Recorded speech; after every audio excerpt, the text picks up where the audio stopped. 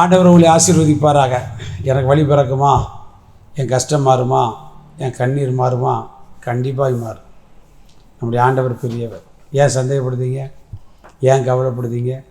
இந்த நம்பிக்கை இல்லாதவங்க தான் குப்புற வந்து ஆளணும். நம்ம ஆண்டவர் சாதாரண ஆளாக சொன்னால் செய்வார். வழி பிறக்கும்னா பிறக்கும், கதவு திறக்கும்னா திறக்கும், கட்டுகள் உடையும்னா உடை.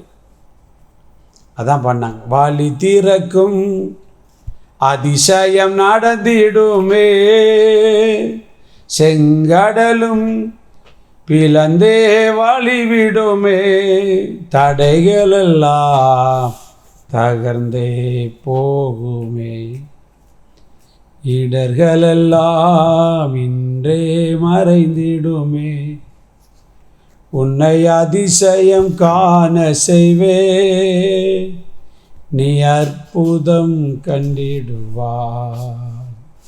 கண்டிப்பாக உங்களுக்கு வழி திறக்கும். ஏன்னா நம்ம ஆண்டவர் அப்படி ஒரு வல்லமை உடையவர்.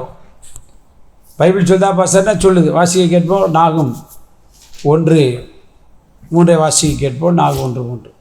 கர்த்தர் நீடிய சாந்தமும் மிகுந்த வல்லமையும் உள்ளவர், அவர்களை ஆக்கணை இல்லாமல் தப்பிக்க விட மாட்டார். கர்த்தருடைய வழி சுழல் காற்றிலும் பெருங்காற்றிலும் இருக்கிறது. பார்த்தீங்களா, கர்த்தருடைய வழி எங்கே இருக்கான்? சுழல் காற்றிலும் பெருங்காற்றிலும் இருக்கு.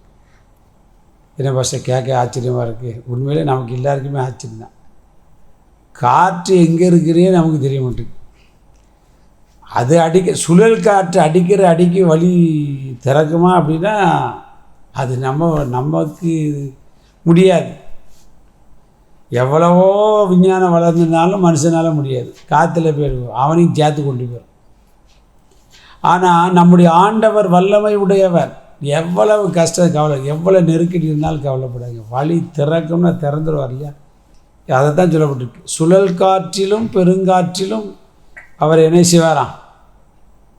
வழி திறப்பார். கர்த்தருடைய வழி அங்கே இருக்கான். அதுக்கு உதாரணம்லாம் பைபிள் இருக்குது இல்லையா? எலியாவை ஆண்டவர் எப்படி கொண்டு போனார்? சுழல் காற்று வந்து அப்படி சைங்கன்னு தூக்கிட்டு போயிட்டு. அது எப்படி? சுழல் காற்றில் ஒருத்தன் மாட்டினோம்னு எண்ணத்துக்கு ஆவான். ஆனால் அதில் ஒரு வழி வைத்திருந்தார். என்ன வழி? எலியா பாதுகாப்பாக இருக்கிறதுக்கு தான். வாசிக்க கேட்போம் 2 ராஜாக்கள் 2:11. அவர்கள் பேசிக்கொண்டு நடந்து போகையில் இதோ அக்கினி ரதமும் அக்கினி குதிரைகளும் அவர்கள் நடுவாக வந்து இருவரையும் பிரித்தது. எலியா சுழல் காற்றிலே பரலோகத்திற்கு ஏறி போனான். எதில் போயிருக்க மத்தியெல்லாம் சுழல் காற்றிலே அவர் ஏறி போயிருக்கார். சோதர் எவ்வளோ அற்புதமான தேவன். அது ஒரு பக்கம் இருக்கட்டும். ஆனால் அந்த சுழல் காற்றில் அவருடைய சால்வைக்கு கீழே வர்றதுக்கு ஒரு வழி உண்டாகினார் பாருங்க. அவர் வெயிட் மேலே போகுது, வெயிட்லெஸ் கீழே வருது. சுழல் காற்று எவ்வளோ அடித்தா அந்த சால்வை சுழல் காற்றில் மாட்டை எடுத்துக்க அவனுக்கு எங்கே போகும்னே தெரியாது.